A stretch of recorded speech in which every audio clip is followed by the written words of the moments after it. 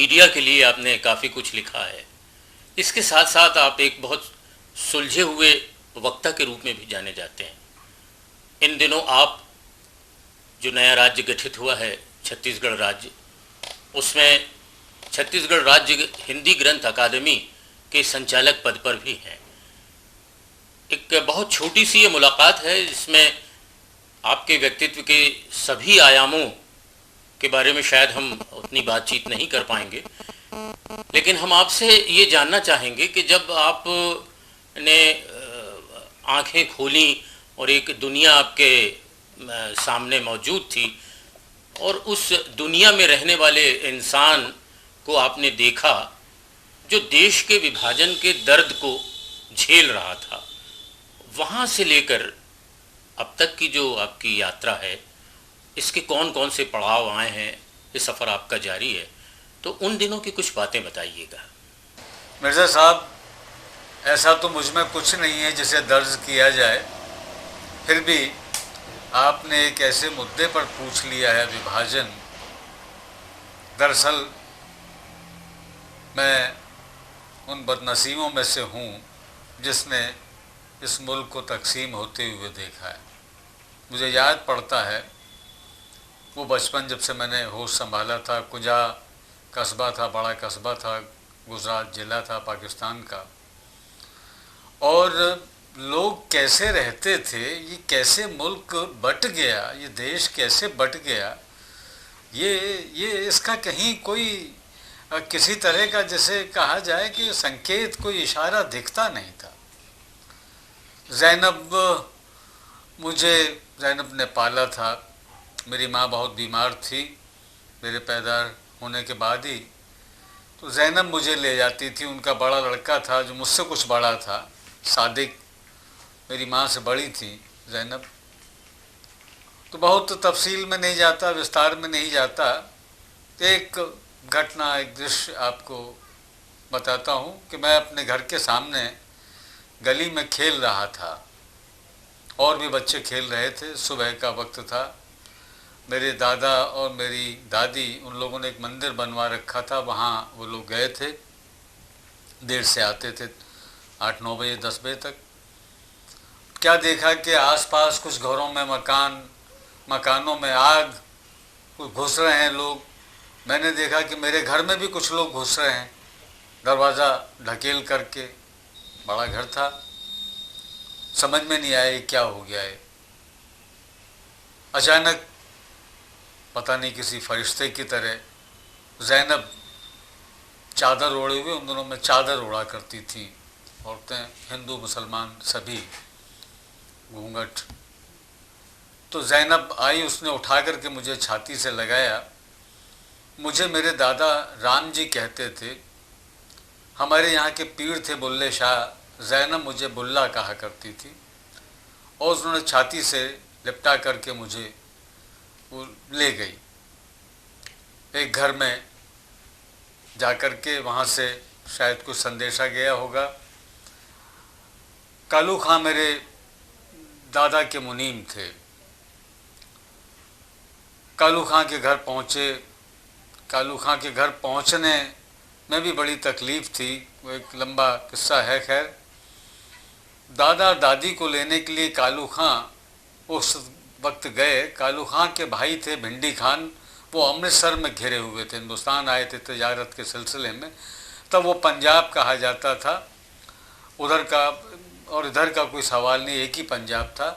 और पंजाब से आगे, दिल्ली से आगे के इलाके को लोग हिंदुस्तान कहा करते थे, पाकिस्तान में जिस तरह से पहचाना जाता था।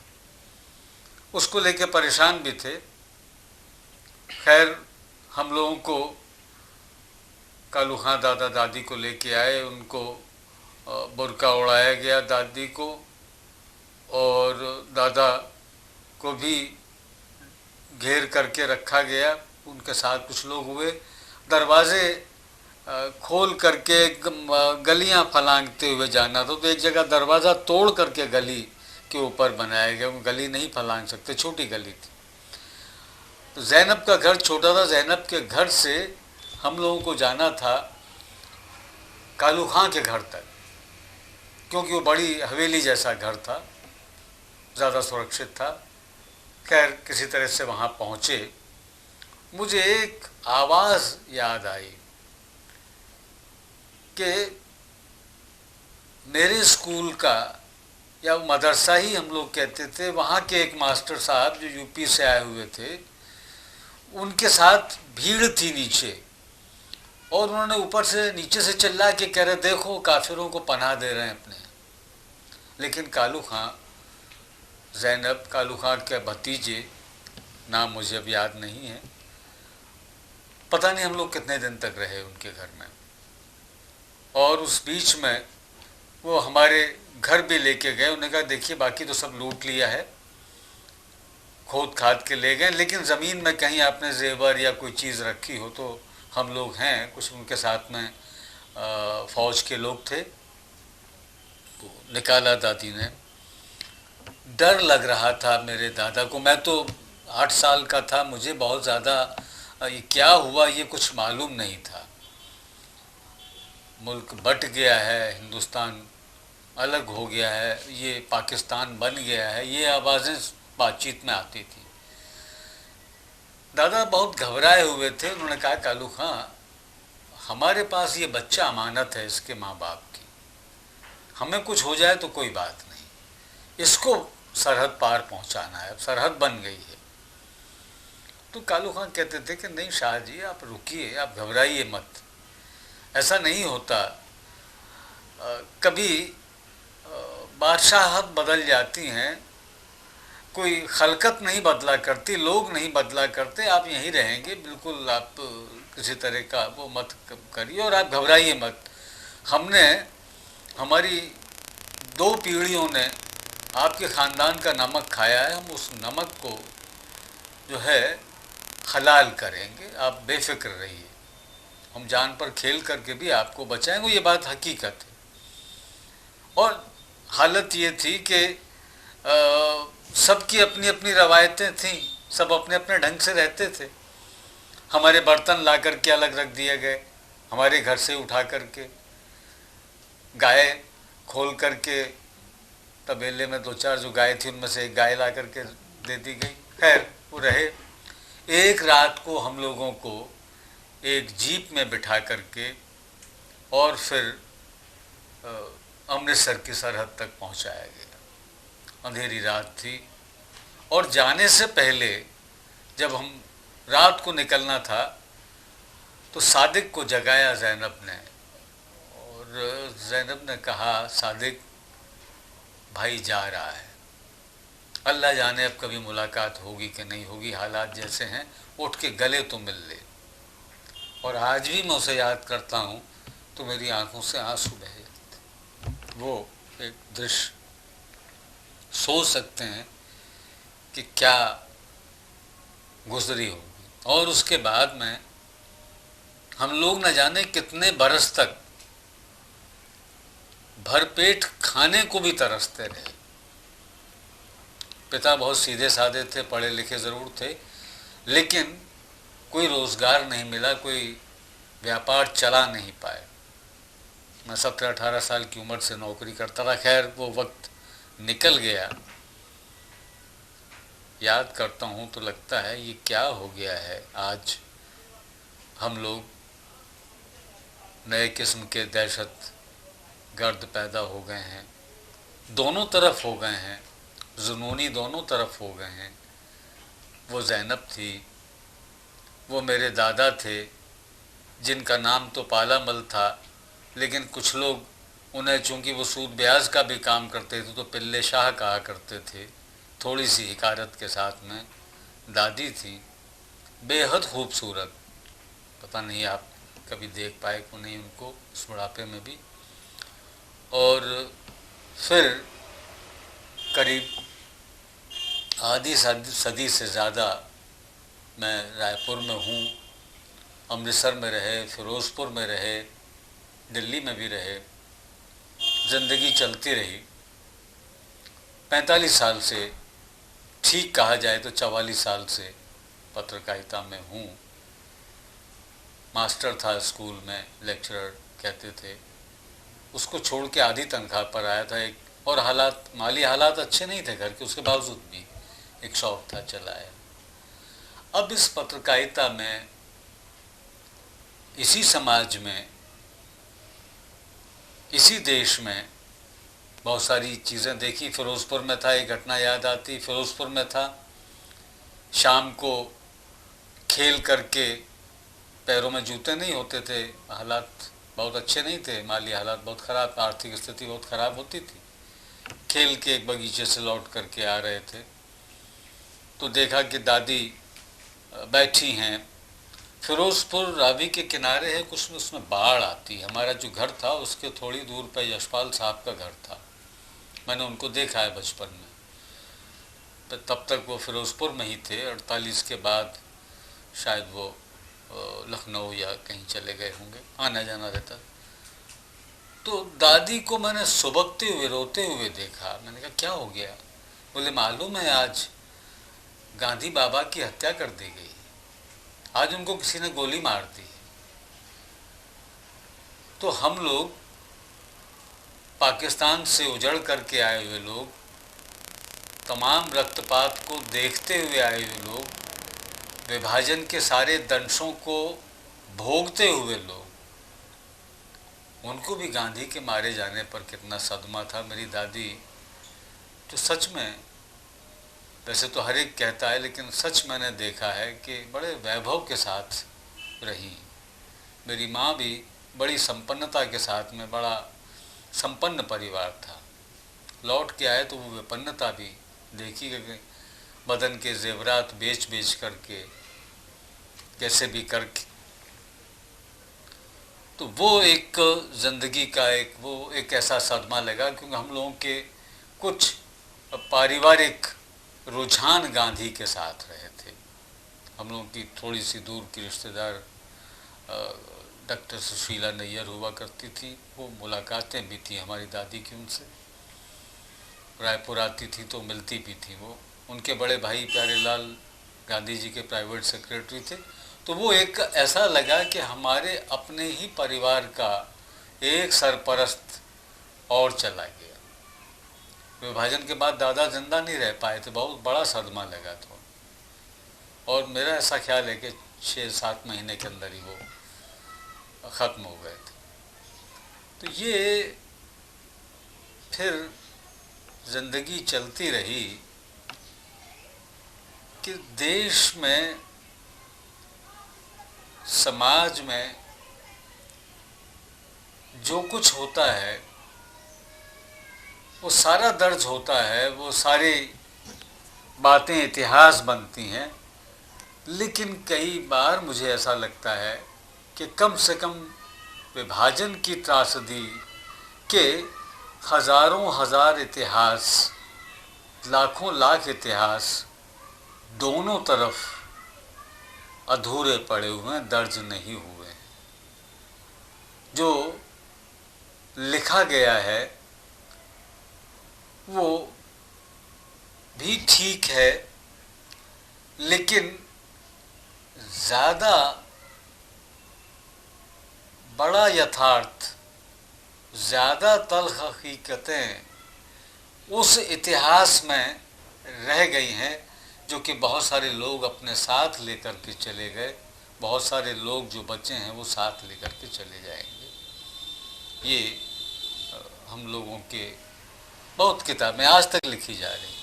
आज 60 साल से ज़्यादा हो गए, 61 साल हो गए इस देश को बटे हुए, विभाजन हुए, लेकिन आज तक कोई मुकम्मल किताब, कोई संपूर्ण इतिहास, कोई समूचा सच विभाजन का नहीं लिखा जा सका है। मन होता है लेकिन अब हिम्मत नहीं होती। खैर, तो पत्रकारिता का आपने कहा, जैसा कि पत्रकारिता के अनुभवों को मैं लिख रहा हूँ। पत्रकारिता अपने आप में एक मेरे लिए दीवानगी की हद तक जोड़े रहने वाला एक प्रोफेशन था। पैसा कम मिलता रहा, लेकिन कितना बदलाव भी आया है। मुझे वो शुरुआती दिन याद है पत्रकारिता के कि जब हाथ से कंपोजिंग होती थी। मैं युगधर्म में था 1964 में, भिलई में एक स्कूल में लेक्चरर था और रात को आकर के यहाँ अनुवाद का काम किया करता था पार्ट टाइम। तो हाथ से कंपोजिंग होती थी। 2 पन्ने भीतर के नागपुर से छप कर के आया करते थे, 2 पन्ने यहाँ पर एक सिलेंडर पर छपा करते थे।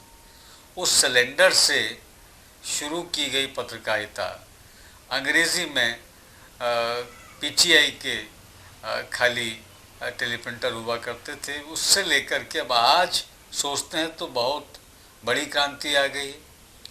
कंप्यूटर के बटन दबाते ही सारी दुनिया आपके सामने, वो कंप्यूटर एक आतिशी आईने की तरह खोल के रख देता है, आपको जो चाहिए वो कर लीजिए। बड़ी तेज़ हो गई है, सूचनाएं बड़ी तेज़ी से हासिल की जा सकती हैं, संचार के माध्यम बहुत तेज़ हो गए हैं। पत्रकार और पत्रकारिता में खुशहाली भी है, लेकिन कहीं लगता है कि वो जो एक कमिटमेंट हुआ करता था, जिसकी वजह से मैं पत्रकार बना, या मेरे जैसे मुझसे आगे के लोग जिनको देख कर के मैं बना, जिनसे प्रेरणा लेकर के मैं बना, उनके साथ में, उनके मन में, उनके जहन में जो एक तरह का मिशन ना भी कह लीजिए, क्योंकि मैं समझता हूँ कि मिशन भी पत्रकारिता है, रही है, अभी भी है, अभी भी बहुत सारे लोग हैं एक साथ मिशन और प्रोफेशन, और अब तो कहने लगे हैं कमीशन भी है, और फिर लोग कहते हैं एक्सक्यूशन भी है। जिसकी चरित्र हत्या करना हो उसको मीडिया के शार्प शूटर्स को सौंप दीजिए। ये भी स्खलन तो हुआ है, लेकिन ये जहाँ समाज में हर तरफ हुआ है, धार्मिक नेताओं में हुआ है, सामाजिक नेताओं में हुआ है, कार्यकर्ताओं में हुआ है, राजनीति में तो बेहद हुआ है, अध्यापक में भी हुआ है, तो पत्रकारिता भी अछूती नहीं रह सकती थी।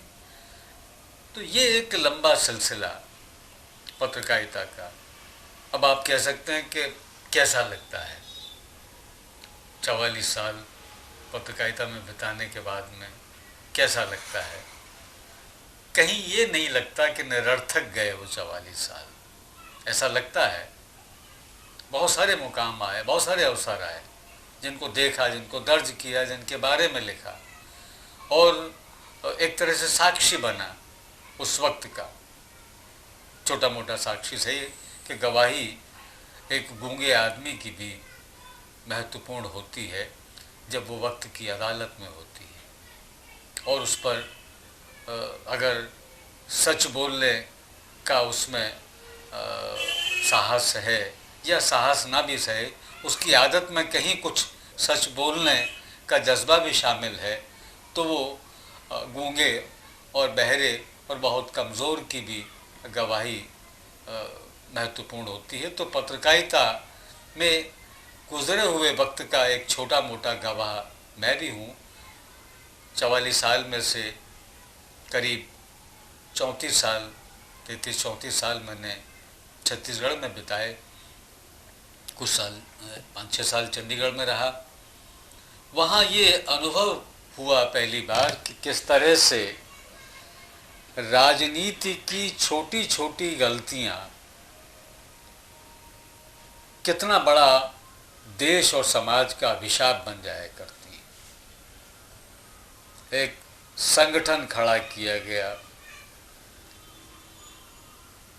कुछ लोग धर्म के आधार पर वहाँ पर राजनीति चलाने की बात करते थे, उठाते थे, उनको पीटने के लिए एक बड़ा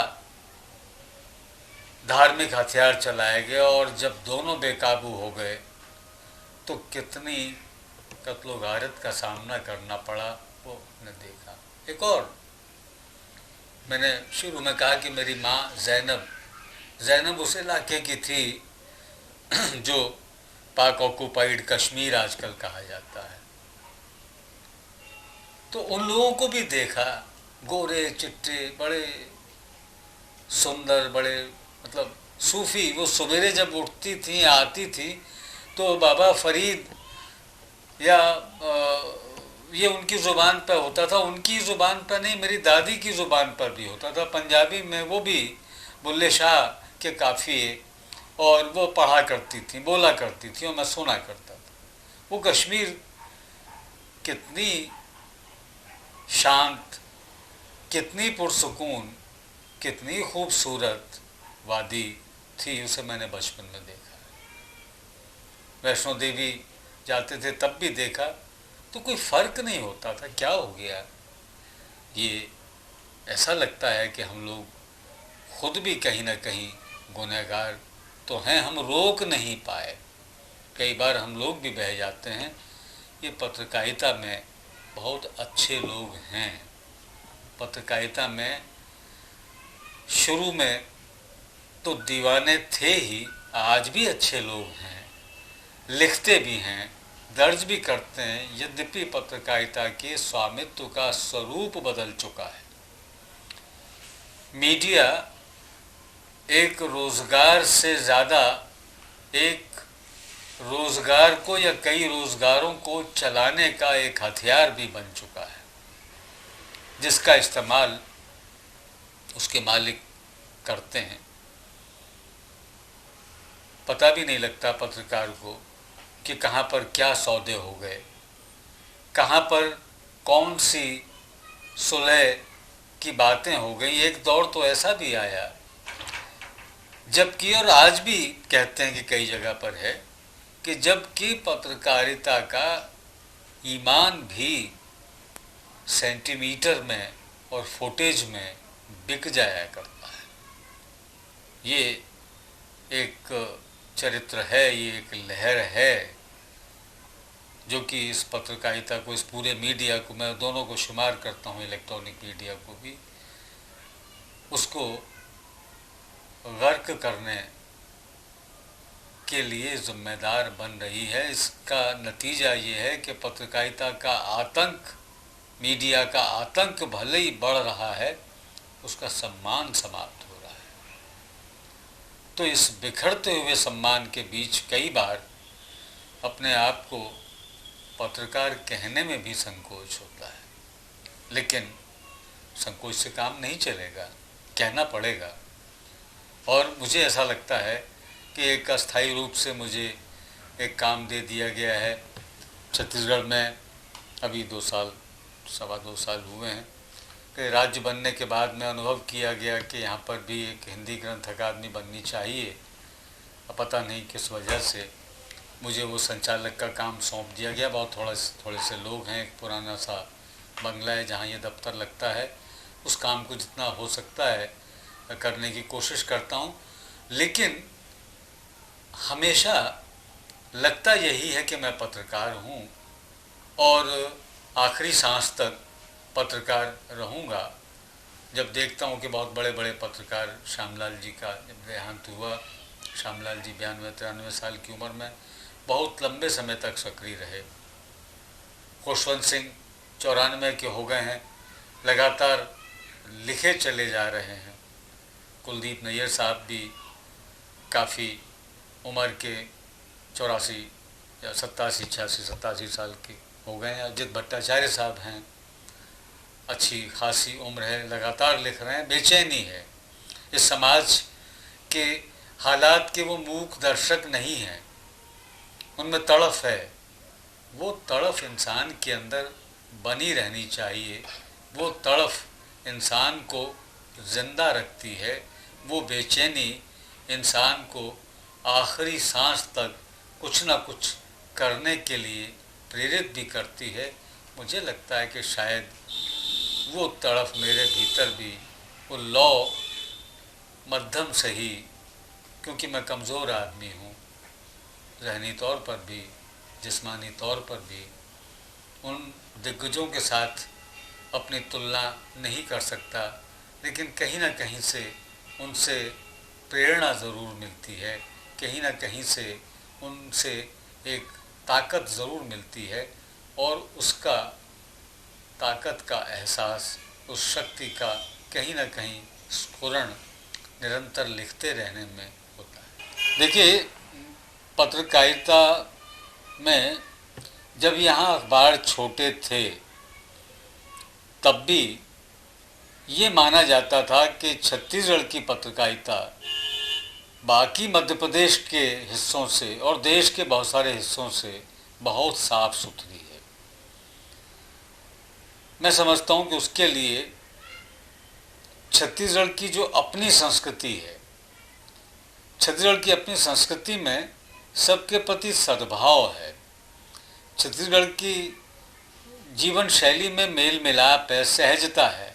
यही वजह है कि जो आदमी यहाँ आता है यहाँ का हो के रह जाता है और वो यहाँ मुझे बहुत अच्छी नौकरियाँ मिली। ट्रिब्यून के बारे में ये कहा जाता है कि ट्रिब्यून सोने का ऐसा पिंजरा है जिसमें कैद होने के लिए पत्रकार बेताब रहता है, विकल रहता है।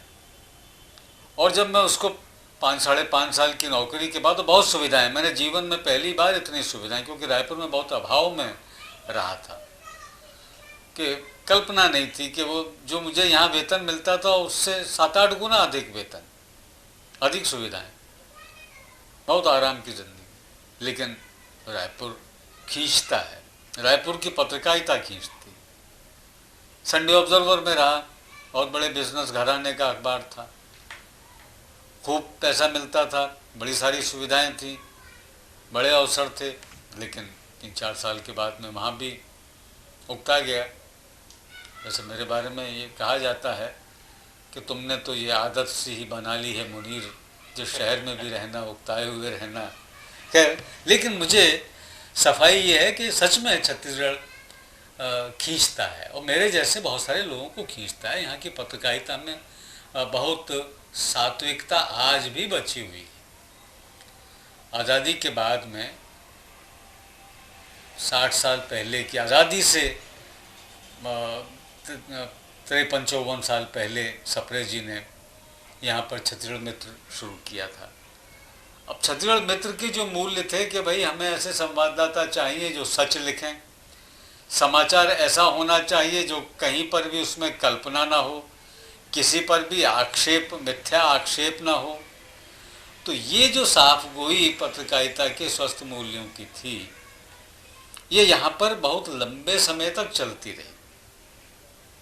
और मैं मुझे काल विभाजन अगर कहा जाए तो मुझे ऐसा लगता है कि 7वें दशक के अंत तक और 8वें दशक के मध्य तक छत्तीसगढ़ की पत्रकारिता महानदी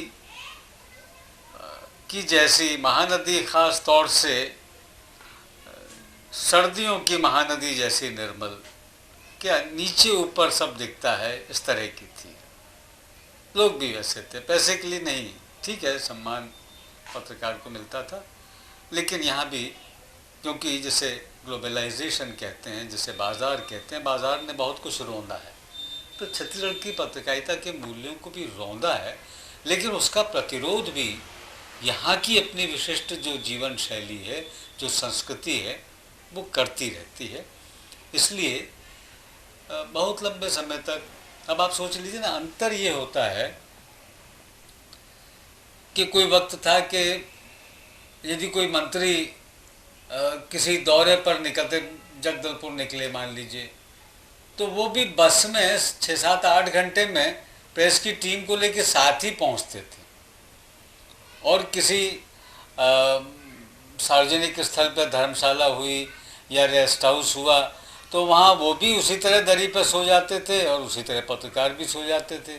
जो खाना वो खाते थे वो खाना पत्रकार भी खाते थे, या जो पत्रकार खाना खाते थे वो भी खाते थे। तो ये 70 के दशक के प्रारंभ तक तो स्थिति थी। अब वो नहीं है, बदल गया बहुत। तो वो भी बदल गए, ये भी बदल गए। तो जैसी राजनीति वैसी पत्रकारिता। ये भी एक प्रश्न है, भी पूछते हैं लोग कि राजनीति और पत्रकारिता का बड़ा अन्योन्याश्रित संबंध है। मैं उसे मजाक में कहता हूँ कि चोली दामन का रिश्ता है दोनों का।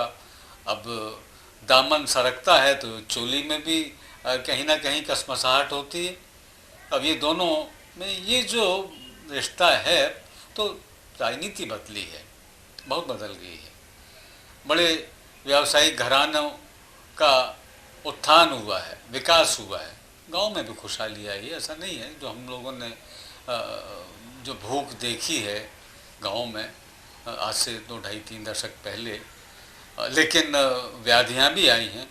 वो बस्तर जो सारी सारी रात नाचता गाता और महकता रहता था महुए में, उस बस्तर में आप शाम होने के बाद निकल नहीं सकते। दिन में जाने के बाद भी डर लगता है। उस बस्तर में पहले औद्योगिकरण ने, ये पत्रकारिता में रिपोर्ट किया गया, दर्ज किया गया कि पहले औद्योगिकरण ने, फिर शहरीकरण की जो एक अंधी दौड़ है उसने, और व्यवसायीकरण ने बहुत सारा जहर घोला, सुकून छीना, उसकी शांति छीनी, उसका नृत्य, उसका गायन, उसका अबोधपन छीना। वो लड़की बस्तर की जो कि जंगल में शेर से नहीं डरती थी, सांप से नहीं डरती थी, निर्बाध निर्द्वंद चली जाती थी, वो आदमी को देखकर डरती है। वो आदमी कई रूपों में आ रहे हैं, कहीं उग्रवाद के रूप में आ रहे हैं, कहीं किसी और रूप में आ रहे हैं, कहीं सरकारी मुलाजिम के रूप में भी हैं, कई सामान्य लंपट लोगों के। तो ये जो सारे परिवर्तन समाज में आए हैं, इनको लेकर के बस्तर और छत्तीसगढ़ अजूबा तो नहीं है, लेकिन उसका अपना वैशिष्ट्य है। वहाँ के परिवर्तन को दर्ज किया जा रहा है। परिवर्तन में वैसा ही है जैसे कि नदियों का संगम होता है। बरसात के पानी में से संपदा तो बढ़ती है, नदी की जल संपदा खूब बढ़ती है, लेकिन मटमैला भी होता है। तो ये चलता रहेगा। मैं आज भी अपने आप को मिर्ज़ा साहब निराश नहीं अनुभव करता। मुझे लगता है कि बहुत सारे लोग हैं जो आज भी सोचते हैं आखिर आपको क्या पड़ी है, आप भी मेरे हम उम्र हैं, कि ये सब करते रहें दीवानगी की तरह, तो पत्रकारिता छत्तीसगढ़ की आज भी बेहतर है। मैं बिल्कुल दावे के साथ कह सकता हूँ कि पहले तो अनिवार्यता, जैसे माधवराव सप्रे जी से बात शुरू करें, यहाँ के बहुत सारे संपादकों से, तो अनिवार्यता वो लोग साहित्यकार होते थे, क्योंकि पत्रकारिता का एक दायित्व समाज को, अपने पाठक को भाषा के संस्कार देना भी है, जिसे टू एजुकेट कहते हैं। तो वो जैसे जैसे व्यापार बढ़ने लगा, वैसे वैसे विचार सिमटने लगा। तो साहित्य विचार देता है, पत्रकारिता में विचार की गुंजाइश कम है। पत्रकारिता में व्यापार ज़्यादा पैर पसार रहा है, इसलिए थोड़ी सी दिक्कत हो रही। लेकिन आखिर साहित्यिक परिशिष्ट देने की आवश्यकता अनुभव की जा रही है। व्यावसायिक रूप से बहुत सफल हो जाने के बाद में बड़े बड़े समाचार पत्र भी लिटरेरी मैगजीन्स निकालने की, और क्या है कि वो परिभाषा साहित्य की थोड़ी सी बदली है, और वो ठीक भी है। क्या है कि वो साहित्य जो कि केवल अपना दुखड़ा रोने के लिए हो, जिसको पढ़ने में कोई रुचि ना हो, जो आपको या आपके परिवार को या परिवार के किसी सदस्य को कुछ दे कर के ना जाता हो, उसे क्यों खरीदेगा, उसे क्यों पढ़ेगा। तो ये पत्रकारिता ने उस तरह के साहित्य से रिश्ता तोड़ दिया है, और वो अपने आप टूट जाता है, क्योंकि पाठक नहीं मिलेगा। प्राण शक्ति तो पाठक के पास है ना, जब वो नहीं मिलेगा तो फिर कैसे हो। आपने अखबारों के लिए लिखा, पत्र पत्रिकाओं के लिए, इसके साथ साथ आपने बहुत ही कामयाबी के साथ आकाशवाणी और दूरदर्शन के लिए आपका जो योगदान है वो रहा है। तो ये कुछ बताएं कि ये सिलसिला कैसे रहा कि आपने जो सिर्फ एक शब्द के माध्यम से थे आप, फिर आप वो ध्वनि वाले में चले गए और दृश्य वाले में चले गए, और बहुत अच्छे प्रोग्राम आपने किए। मैं ये तो नहीं दावा करता कि अच्छे किए, लेकिन हुआ ये कि वो भी एक, जैसा लोगों ने पहले सारे पत्रकार या बहुत सारे बड़े साहित्यकार, देखिए कि हिंदुस्तान के सारे बड़े संगीतकार, पहले के सारे बड़े साहित्यकार ऑल इंडिया रेडियो से और आकाशवाणी से जुड़े रहे। तो उसका अपना एक आभा मंडल तो था, और वो वक्त था जबकि खूब सुना जाता था। देश में ऐसा अनुभव होता था अपने क्षत्रिय समाज में कि भाई भाषा जानने वाले लोग तो बहुत हैं लेकिन साक्षर कम हैं। तो जो साक्षर नहीं था उसके लिए भी आकाशवाणी थी, उसके लिए भी दूरदर्शन था। तो इसलिए वो इच्छा हुई और आप जैसे लोग मिलते गए तो वो भी चल गया। वी.एस. नैपाल का बड़ा चर्चित उपन्यास है वो द मैजिक सीड्स, उसका मैंने अनुवाद किया, छपा है वो माटी मेरे देश की नाम से छपा है, पता नहीं कैसा हुआ अनुवाद। उनकी इंडिया ए वुंडेड सिविलाइजेशन का अनुवाद और फिर उसका पुनरीक्षण भी किया मैंने। और भी कुछ उपन्यास, स्टीवेंसन का ट्रेजर आइलैंड का अभी वो भी किताब छपी है, कुछ और भी। और अपने व्यंग्य संग्रह, व्यंग्य निरंतर लिखता था, बहुत कुछ पढ़ा हुआ है जो छपने को शेष है, बचा रहा जीवन में तो उसको भी छपाएंगे। मैं बहुत व्यवस्थित व्यक्ति नहीं हूँ, ये मेरी बड़ी कमज़ोरी है, इसलिए कोई प्राथमिकता मेरी उस तरह की मैं बना नहीं पाया। लेकिन अब मैं चाहता हूँ कि सब कुछ छोड़ करके कुछ अच्छी 2-4 किताबें लिखूँ।